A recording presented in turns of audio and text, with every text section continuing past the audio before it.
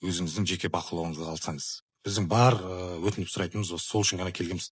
Бұл бізге алынып, біздің осы тергеу басқармасындағы ең тәжірибесі мол, ең білікті, мықты маманға тапсырып, күнделікті бақылауда ұстап, тергеудің сапасын қамтамасыз етеміз толығын. Сіздер де бізге көмектессеңіздер, заңгер ретінде мен сіздерге тек рахмет айтамыз. Өздеріңіз көргендей, Мадина қарындасымыздың ісі бұдан былай біздің өтінішіміз бойынша Жамбыл облысы полиция департаментінде тергелетін болды. Біз ақиқат үшін соңына дейін барамыз. Сіздерден тек қолдау, лайк, комментарий. Бүгін бізді қабылдаған генерал Сұлтанбаев Қайсар мырза, яғни Жамбыл облысы полиция департаментінің басшысы, жеке өз бақылауында тергеу жүргізетініне уәде берді. Сол жерде барғалы көріп жүрмін.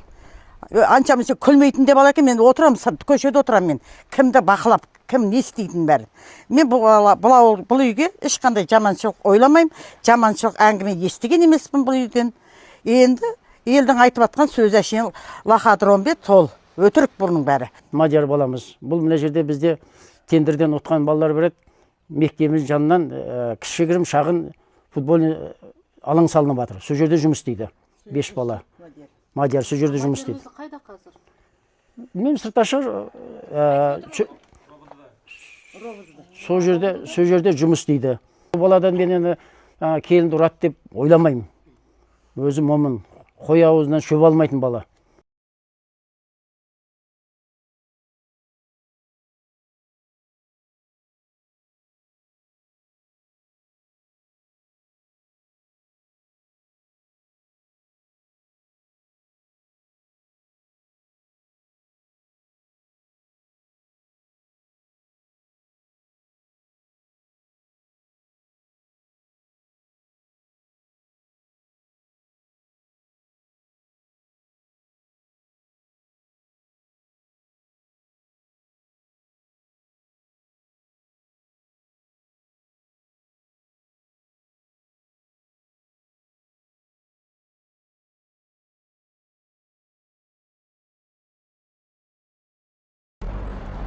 Қайырлы күн, сіздермен Қоғам Ньюс.